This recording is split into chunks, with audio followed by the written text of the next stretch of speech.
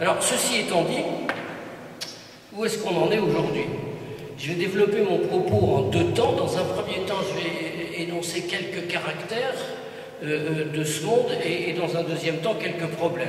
Et avant d'y aller, je me permets de vous signaler que ce que je dis ici est évidemment sorti tout droit de mon cerveau personnel, que ça n'a donc aucun caractère objectif, sauf que la subjectivité de temps en temps peut être objective, ou s'en rapprocher, et que c'est la vision sur le monde de quelqu'un dont le métier est d'observer les relations internationales. Et observer les relations internationales, c'est seulement une spécialité pour comprendre le monde international, naturellement. Ça ne se résume pas à ça. Alors, premièrement, quelques grands caractères du monde international dans lequel nous vivons. J'en ai sélectionné, je crois, 4.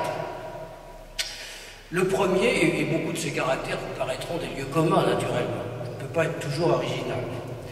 Le premier caractère, c'est que vous comprenez bien et vous saisissez bien que la grande contradiction du monde à l'heure actuelle, c'est que c'est un monde à la fois ouvert et divisé. C'est un monde à la fois uni et segmenté. C'est un monde en voie d'unification et un monde en voie de division. Et une grande partie de nos perplexités viennent de ce que c'est difficile à concevoir en même temps.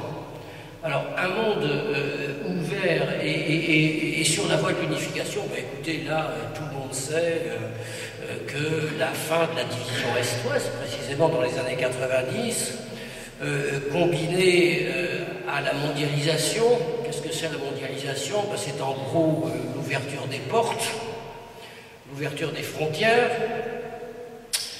et la circulation de tout,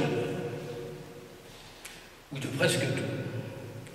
La circulation des biens, la circulation des capitaux, la circulation des images, la circulation des hommes.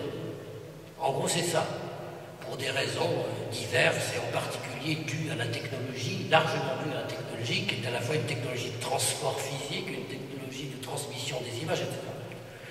Cette mondialisation accélérée parce que ça date en gros des années 80, elle nous a fait croire, combinée à la fin de la division Est-Ouest, que nous étions rentrés dans un monde nouveau, caractérisé par l'ouverture des frontières, le fait que les relations internationales seraient essentiellement organisées autour du commerce, au sens financier du terme, et le commerce au sens philosophique du terme, si je puis dire, au sens échange, que ce monde allait se rassembler autour de valeurs communes, dont il se trouvait, comme par hasard, que ces valeurs communes étaient celles des pays occidentaux qui, comme par hasard aussi, avaient gagné cette guerre froide.